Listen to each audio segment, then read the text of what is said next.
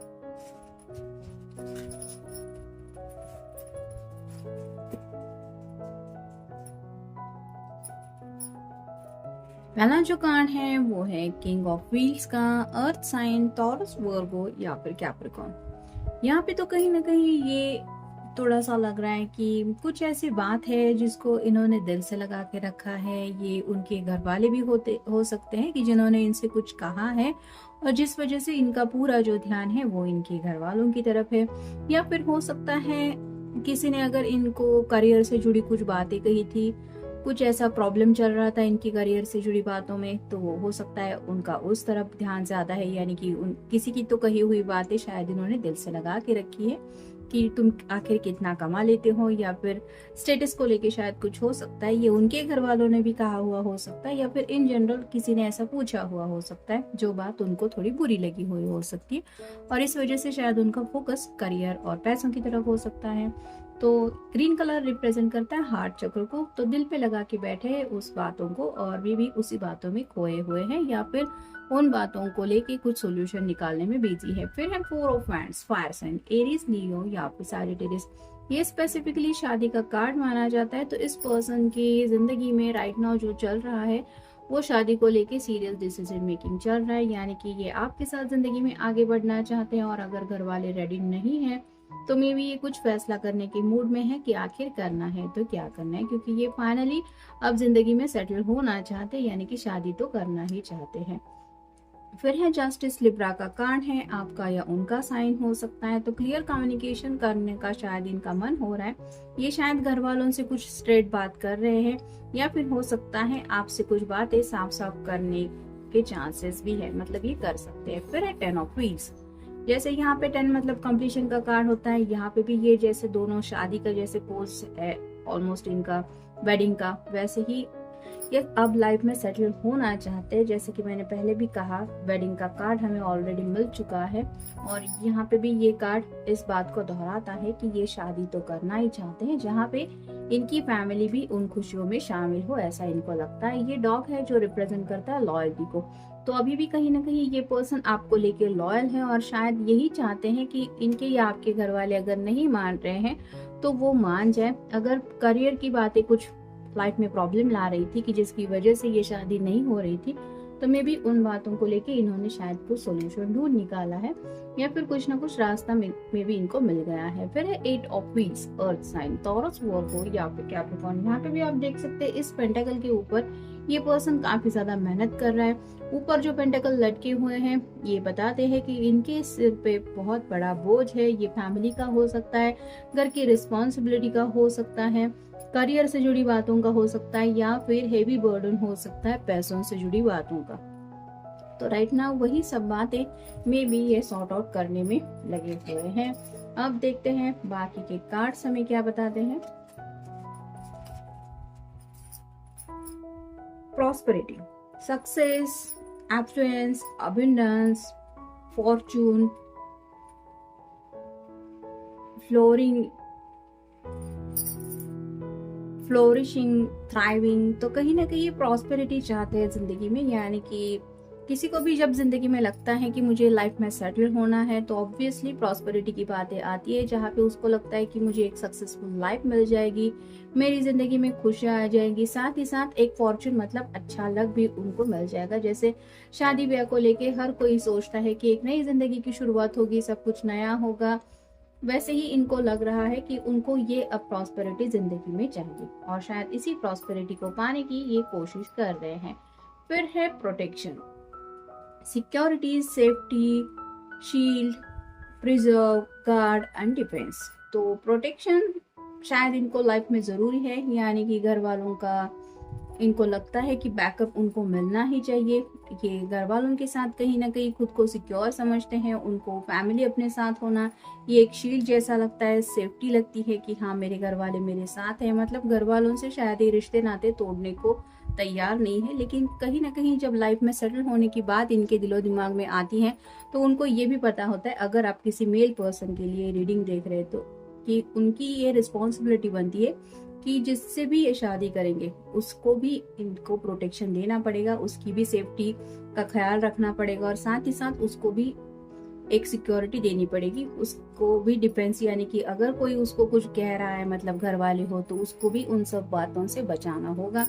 तो ये आपके लिए भी हो सकता है, या फिर इन जनरल ये सोच रहे हैं कि मुझे जिंदगी में आगे बढ़ना है तो क्या क्या प्रॉब्लम आ सकती है या फिर मेरी क्या जरूरतें हैं। मतलब जैसे अगर घर वाले इनसे रिश्ते नाते तोड़ लेंगे तो ये अकेले पड़ जाएंगे, और अकेले पड़ के अगर इनको जीरो से स्टार्ट करना है तो कैसे सब मैनेज करेंगे, ये भी शायद ये सोच रहे हैं। फिर है learning, education, knowledge, study, mastery, development. तो जैसा कि ये पेंटाकल का कार्ड ही बता रहा है, कुछ करियर को लेके शायद सीरियसली बातें इन्होंने दिलो दिमाग पे ली हैं और जिस वजह से ये फ्यूचर को लेके आगे बढ़ने को लेके कुछ प्लान कर रहे हैं।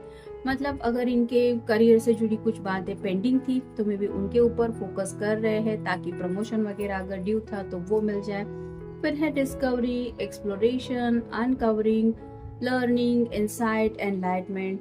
तो लाइफ में आगे बढ़ना चाहते हैं, उनको ऐसा लगता है डे बाय डे जिंदगी आगे ले जा रही है और यहाँ पे ये जिंदगी को हर पहलू से एंजॉय करना चाहते हैं, जिस वजह से शादी से जुड़े भी ख्यालात इनके दिलो दिमाग में आ रहे हैं, यानी कि खुद की फैमिली, फिर उसकी डिस्कवरी होते हुए देखना, यानी कि एक अपनी नेक्स्ट जनरेशन की भी बातें कहीं ना कहीं उनके दिलो दिमाग में चल रही है जब बात आ रही है सेटल होने की।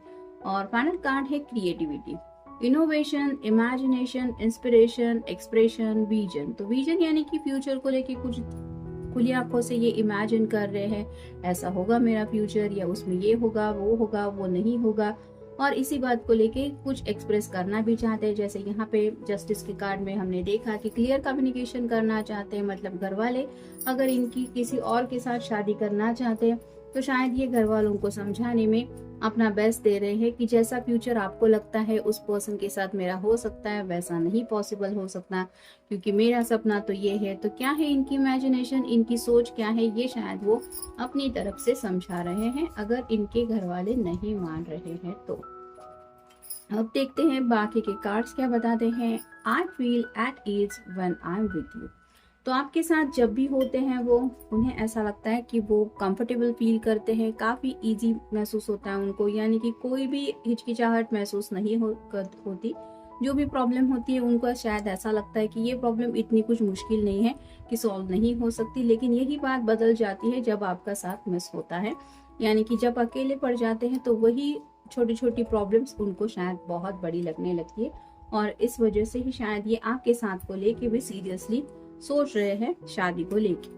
फिर है I feel hard when I am not with you. तो ये कार्ड भी वही दोहरा रहा है, एक कम्प्लीटली लोनलीनेस फील करते हैं, बहुत ज्यादा अधूरापन महसूस होता है, अकेले पड़ जाते हैं जब आपके बिना ये जिंदगी को फेस करने लगते हैं। फिर है you laugh at my jokes even when they are not funny. तो आप शायद इनका मन रखने के लिए जो भी ये हंसाने की कोशिश करते हैं अपनी तरफ से, उसको रिस्पॉन्स देने के लिए आप स्लाइटली सही लेकिन मुस्कुराते हैं और इस पर्सन को एहसास होता है कि आपको शायद ये जो कितना अच्छा नहीं लगा था, फिर भी आप इनका दिल नहीं तोड़ना चाहते या फिर इनके फीलिंग्स नहीं हर्ट करना चाहते, इसलिए आप इस तरह से मुस्कुरा रहे हैं। तो कहीं ना कहीं ये सोच रहे हैं कि अगर मेरा पर्सन इतनी छोटी छोटी बातों में मेरा ध्यान रख रहा है कि मुझे तकलीफ ना हो, कहीं मेरे इमोशंस को हर्ट ना पहुंचे, तो ये मेरी अब रिस्पॉन्सिबिलिटी बनती है कि मैं उसको सिक्योरिटी दूँ या फिर उसको ख्याल रखूँ, उसका डिफेंस करूँ। यानी कि अगर घर वाले उनको लग रहा है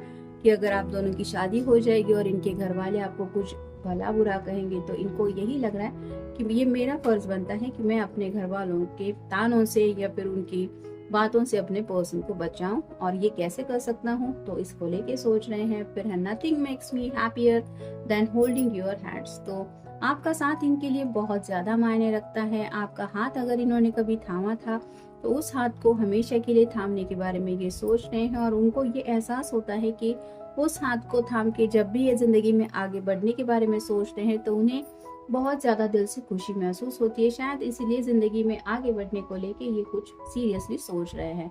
फिर है you make my fears melt away. तो आपसे बात करके इनके दिल के जो डर होते हैं वो गायब हो जाते हैं। और ये क्यों होता है, ताकि आपसे जब भी ये कम्युनिकेट करते हैं, आप उन्हें ये एहसास दिलाते हैं कि चाहे प्रॉब्लम कुछ भी क्यों ना हो, आई एम विथ यू। और ये एहसास ही उनके डर को गायब करने में हेल्प करता है। और इसीलिए शायद ये आपके साथ को लेके कुछ सोच रहे हैं। और फाइनल कार्ड है you think I am good looking no matter what. तो ये पर्सन खुद को इतना गुड लुकिंग नहीं समझते, मतलब उनको ऐसा लगता है ये आपका नजरिया है कि आप इनको इतना अच्छा गुड लुकिंग समझते हैं। और ये आपके नजरिए को भी काफी ज्यादा अप्रिशिएट करते हैं। मतलब सिर्फ ऐसा नहीं कि ऊपरी तौर से ही, ये पर्सन दिल से बहुत अच्छे हो सकते हैं जिनके लिए भी आप ये रीडिंग देख रहे हैं। लेकिन खुद को कई बार ये कंपैरिजन करते रहते हैं कि आखिर मुझ में ऐसा खास क्या है कि जो मेरा पर्सन अभी भी मेरे साथ जिंदगी में आगे बढ़ना चाहता है। और ये जब भी ऐसे ख्याल में खो जाते हैं, तो उन्हें एहसास होता है कि आपके अंदर ही ये सब बातें हैं जिसकी वजह से आप, भले ही ये पर्सन दिखने में इतने अच्छे क्यों ना हो, आप उनको ये एहसास कराते हैं कि you are special someone for me. और ये आपका प्यार है और कुछ नहीं, जिस प्यार को ये इग्नोर नहीं कर सकते, भले ही ये आपके कांटेक्ट में हो या ना हो। तो ये था आज का reading. Have a nice day.